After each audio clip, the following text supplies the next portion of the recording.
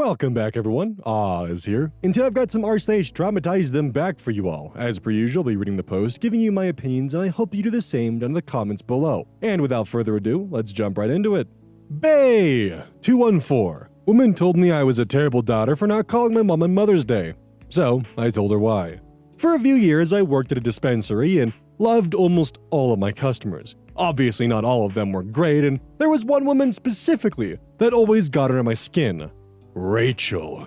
For context, my mother died when she was 46 and when I was 19, and she was my best friend. Almost 10 years later, I still miss her every minute of the day.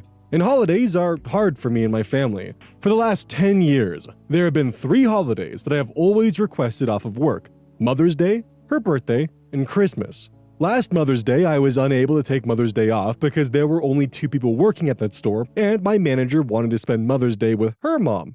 And of course, I let her. So, Rachel and her partner come in that day and she asks if I've called my mom yet. I said no, and tried to leave it at that, but she would not drop it, and instead started talking about how terrible of a daughter I am for not calling her, and she must be so disappointed in me. So at this point, I'm trying my best not to cry. I'm not confrontational and have a hard time standing up for myself, but after a few minutes, I finally looked her dead in the face, more serious than I've ever been before, and said, "I'd love to call my mom, but she's dead." All of the color left her face, and both her and her partner quickly made their purchase and left as fast as they could, and I never saw them again.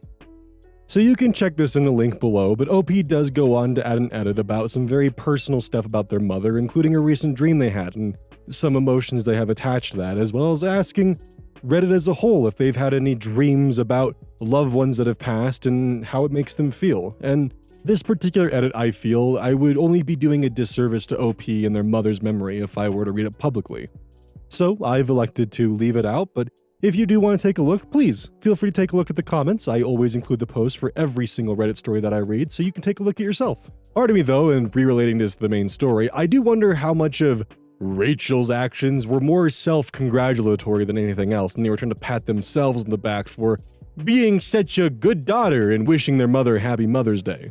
Because I have met people who act like this, where they self-congratulate themselves on a fairly basic and universal concept. And when they encounter something outside of the norm, they just love to get up on their little pedestal and look down on you, irregardless of any additional reasons that might be causing you to break from the norm. Much like OP's story here. Dr. McStabby. Don't think she'll be doing that again. So I work in the medical field, as my username suggests, and after a year-long battle with cancer, my mom lost her fight. Because of this, I had to cancel my appointments for about a week because she lived out of state. When I finally got back, I was seeing a patient for a colleague, and the conversation went as such. Paraphrase because it was 2 years ago. Patient. You know, you can't just go around and cancel appointments on people all of a sudden. My wife had an appointment with you and she needs to be seen. Me. Well, I mean, I didn't mean to cancel on her. Sometimes things just happen that we don't plan on. Patient. Oh, you doctors are always canceling on people for no reason. Why, you had to take a vacation all of a sudden? Me. I try not to cancel on people if I can, and I'm pretty sure we got her back on the schedule in the near future. Really trying hard to change the topic of conversation here. Patient. Yeah, but you shouldn't have canceled her appointment. What could have come up to make you cancel on her? Like, my wife really needed to see you. Me, super fed up at this point, and this guy has always been an ass. Well, my mom died, but I don't think she'll be doing that again, so you should be good to go from here on forward. Patient, surprised at Pikachu face. Weirdly enough, it's been 2 years, and I've not seen him again. I gave him so many chances to change the subject. I can certainly initially sympathize with wanting to know why your appointment was canceled, but after so many times of them very clearly trying to change the subject, you should reach a point where, okay, something personal did in fact happen, and I should probably back away from this. But the person that OP was dealing with was probably dead convinced that OP had gone on some kind of vacation and decided that the vacation was more important than like a medical checkup or something like that. So I could probably see him wanting to pressure to kind of catch him in the act of lying or not taking his job seriously, not realizing he was walking into one hell of an awkward situation that there would be no escape from. Well, except for apparently never showing up to the clinic ever again. which seems to be the door that he chose. A mess of a human being. Death is very natural. My aunt and cousins are extremely crunchy, among many other things. They rant about Western medicine being full of evil chemicals and just a way for pharmaceutical companies to make money. They insist there are natural alternatives, never mind that they live in the UK with free healthcare, while these alternative practitioners cost them hundreds of pounds. I was diagnosed with thyroid cancer many years ago. I had the bugger removed and underwent radioactive iodine treatment.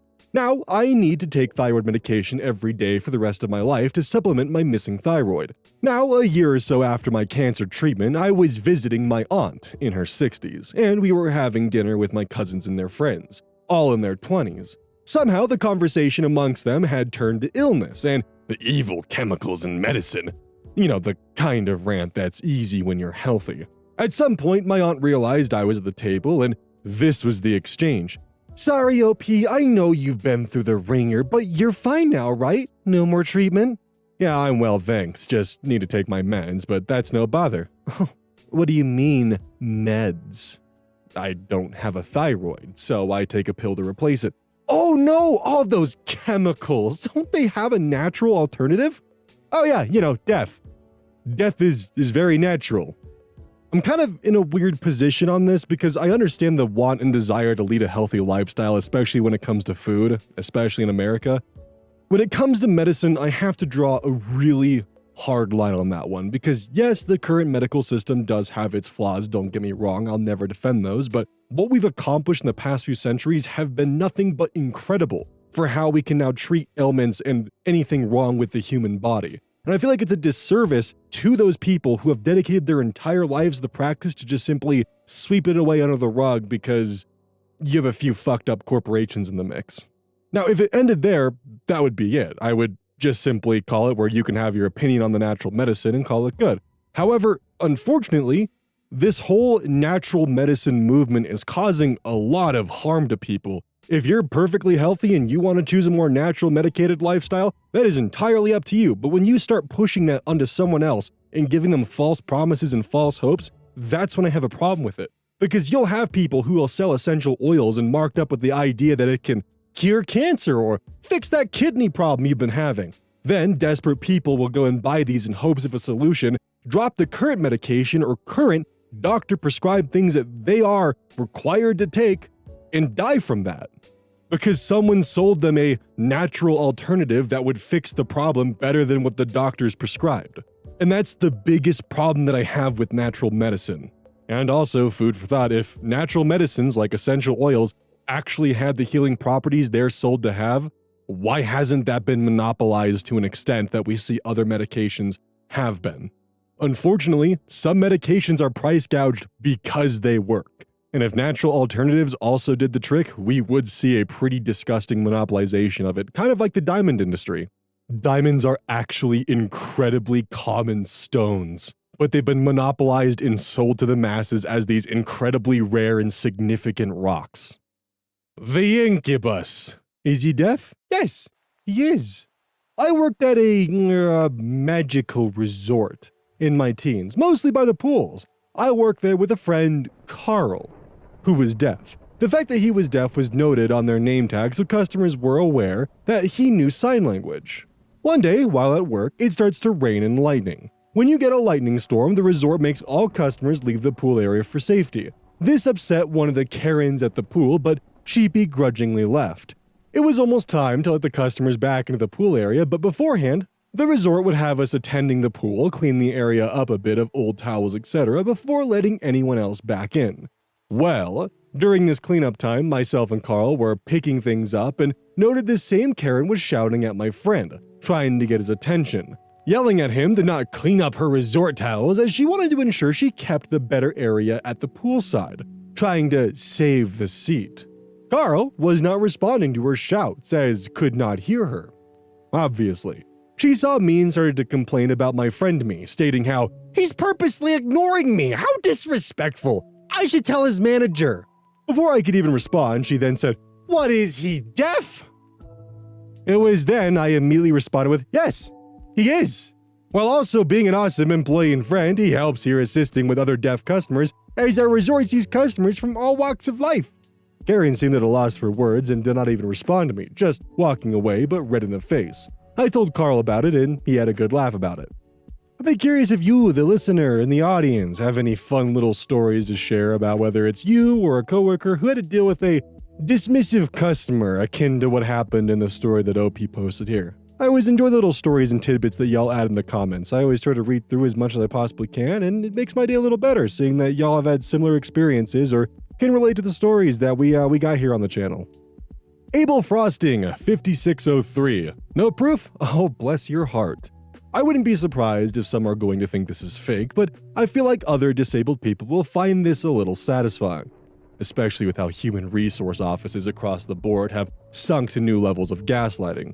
I have a genetic condition that gives me a variety of weird disorders, including a severe walnut allergy and cancer during my late teens. Since I'm in my 20s, many people assume that I'm not as disabled as I actually am, but 90% of the time, I just shrug it off.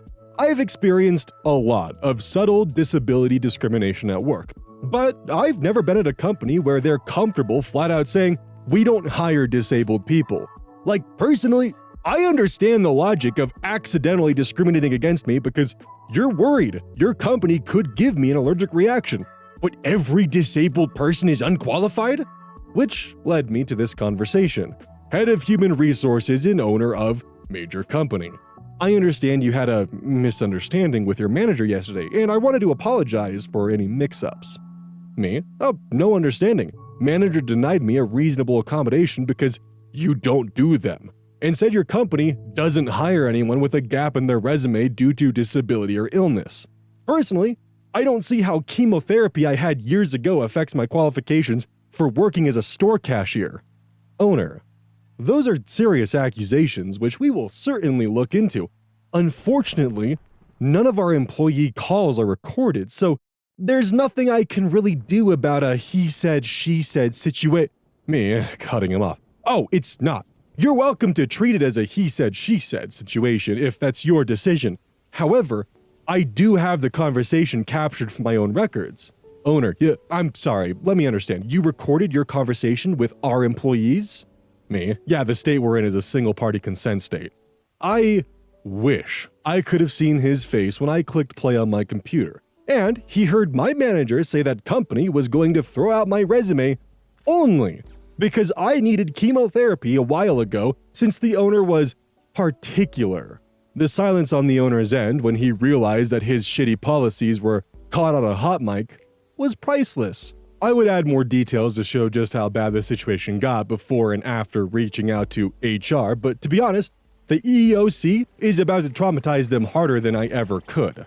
Edit, holy shit, I wasn't expecting this to blow up as much as it did. I wish this wasn't common, but the comments are really driving me to follow through with this. I can't promise to give all the details, but I will update even if it's to say, you should have seen his face at mediation. Questions. Were you hired or not? I was hired after my interview and thought there wasn't an issue besides a terrible joke he made, until I followed up with the manager asking for a simple no-cost accommodation, and he said that they don't do accommodations. He added that I should be excited that I was hired because they usually toss out all resumes with a gap, even when it's due to disability or illness. I asked him why he hired me then, and he said he personally felt that I got a bum hand getting cancer in high school. Otherwise, I would have been tossed too. Dude really thought I would be patting him on the back because I was the exception. Question: why were you recording? I record all conversations with management the moment they say something legally messed up, to cover my own ass. I started recording this manager after he made a fucked up joke about my walnut allergy during the interview. You can probably guess the gist, cause I'm not getting my own post flagged over what he said. Comment: only a kid could write this / fake post. I wish this was fake. Honestly, I'd rather live in a society where this is beyond the scope of normal, and I could work without assholes making my life harder. But instead, I had to explain to my manager, like he's 5, how they're breaking the law as blatantly as possible. And then he only doubled down from there. Play stupid games, win stupid prizes. Comment: bot post, karma is sus. Bro, I made the cost of my boss and the owner of a Fortune 500 company a living nightmare. Of course I'm not on my usual profile. I just thought it was hilarious that I was making a post about disability and Reddit auto-generated Abel in the username, LMFAO. Can't wait to update you all on how they're shitting bricks. I don't care about settlements, etc., because I don't expect much. After the bullshit and corporate gaslighting I went through, I just want to watch these two dudes squirm while they try to explain the recordings like, I talk with other hiring manager about your chemotherapy and cancer history, and we don't do accommodations, even if it's reasonable. If it's not a business need, then it's not a business need. That's my goal, and everything else is a cherry on top. Fake or not, this is still something that happens in the US where there is disability discrimination, and I know many people, hell, I just had a conversation with someone where this was their argument, might say that, oh, well, that's illegal in the US, you can just sue about it, or you can just do X, Y, and Z, or they can't do that, that's against the law. Yes. It's also against the law to violate OSHA regulations, but companies still do it all the time. They can get caught sometimes and end up with fines, but oftentimes cutting the corner saves enough cost to justify doing it anyways, even with the fine threat in place. It's the same thing. While technically it's illegal to fire a woman who gets pregnant because you don't want to pay out maternity leave, companies still very well do that.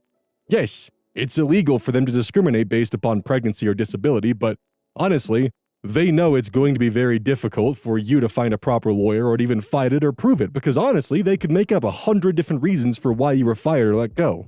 And most people, honestly, can't afford, whether it's time or the finances, to fight some kind of legal battle like that, even if there is a payout in sight. I know a common one is that companies will hide behind the fact that it's an at-will state and, oh, no, it's just X, Y, and Z, or this, and that, or, oh, your position is no longer actually available at the company because of downsizing, rather than the truth behind it. Hell, I recently worked for a company where they had fired an employee claiming that the position was no longer available, then recreated the position and re-established it under a different title and handed it out to someone else. Companies do shit like this all the time. DJ Darwin, 93. I told him I'm gay. I'm a straight male in my 20s, living in an area of Florida that's known for its retiree population, even amongst Floridians. This is where native Floridians go to retire. As such, there is a disproportionately higher number of racist, homophobic, and sexist old people running around my area. I work at a local library, so I have to put up with their abuse on a daily basis. Like I said, I'm straight. I promise that's relevant. I also wear earrings, like a lot of them, and necklaces, bracelets, and rings. My nose isn't pierced yet, but I'm planning on it soon. Same for tattoos. I've been told I look like a punk rocker on a permanent Hawaiian vacation. This is not a look that certain people appreciate, but I don't care. Part of the appeal of looking how I do is pissing off people who look down on anyone who's other.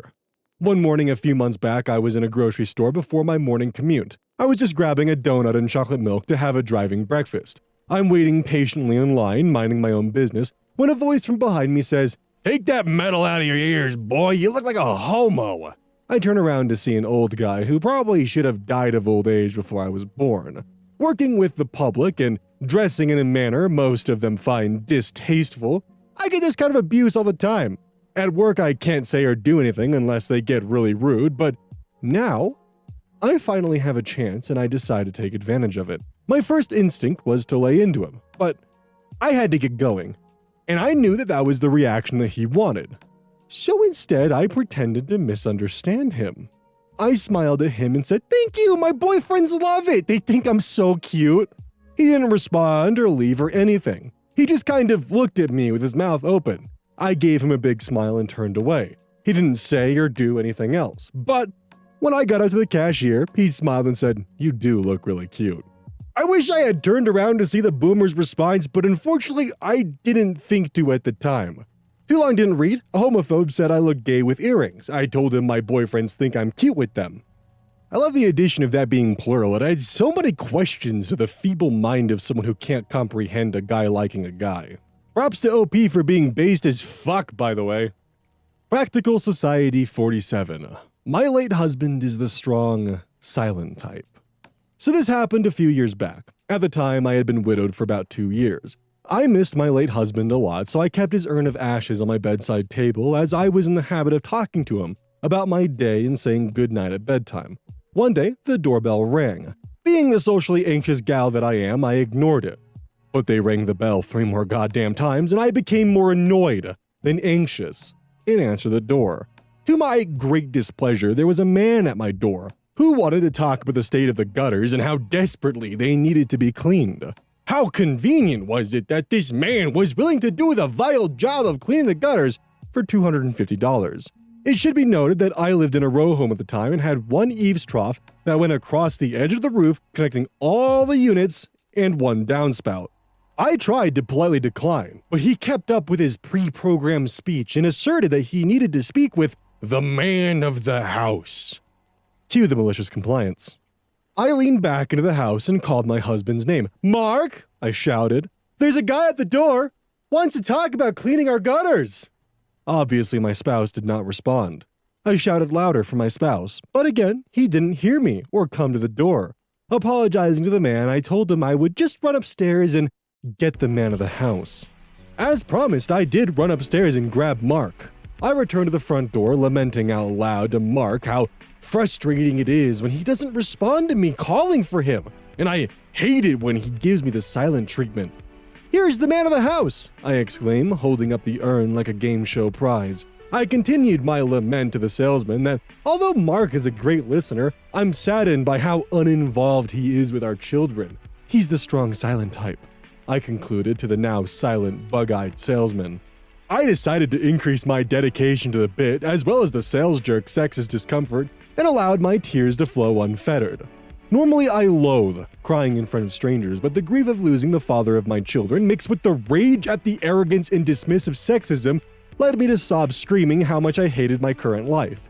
There were tears and so much ugly crying, snot-sobbing noises coming out of me that I didn't even realize he had made a mad dash to get away from this hysterical woman and back to his truck.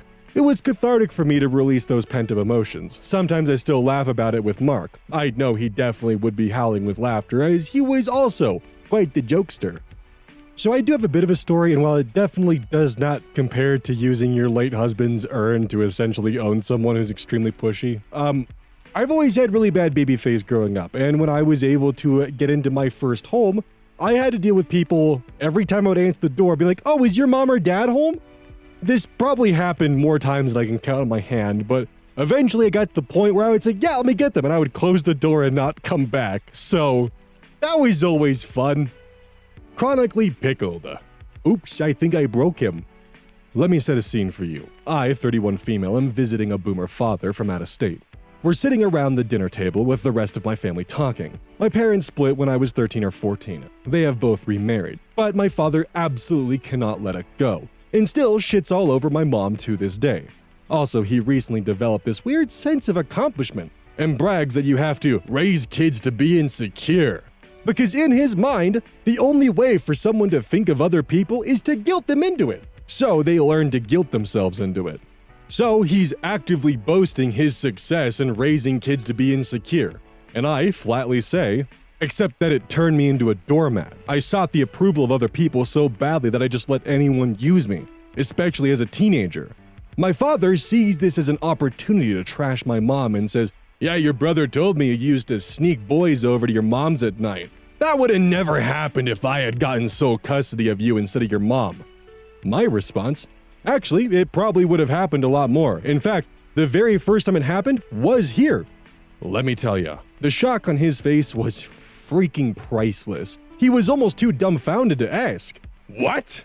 I tell him, "Yeah, I used to take my window screen out and have them climb through the bedroom window." His jaw was on the table. I deliver the final blow. Oh, and by the way, I was 15 the first time. He was 20. So a man, not a boy. That tends to happen when you're so insecure that you'll do anything for approval. And that's when his brain broke. I have never seen him back away from a conversation so quickly. He had no clue how to respond to that, so he just changed the topic, which honestly stood out way more than if he had actually responded to what I said. If you were to ask him about the conversation now, I'm 100% certain he has wiped it from his memory. His small mind cannot fathom it. So I'm not surprised when he acts like it never happened. He still brags about raising the kids to be insecure, but honestly, having that lasting image of the shock on his face, that's all I need. Made a secondary account finally so I can get this shit off my chest. Too long didn't read, witnessed my father's brain wipe its hard drive and reboot after I told him the extent of the effect of his trash parenting. God, the comment about parents just simply wiping their brain of something like it never happened or having the denial of it is one of the most frustrating things to deal with, because a conversation will happen, they'll clearly be in the wrong, and then suddenly, like magic, that never happened, or oh, you're misremembering that, or no, that's not true. And then they'll just change the subject and move on. And that's not even touching upon the fucked up sentiment of, oh yeah, raising my children with insecurities, that's a good thing. What kind of fucked up version of control is that? Jesus Christ. Hey, welcome to the outro. Don't forget this whole thing is basically brought to you by GamerSupps. If you like caffeine, then I can't recommend GamerSupps enough. Use code OZ at checkout to support the channel. And I do actually use this product. It's replaced all other sources of caffeine for me because I feel good. It doesn't have any of that extra stuff that a pre-workout blend might have. It's with a couple of the extra things to make it so you don't crash as hard. It's good. I like it.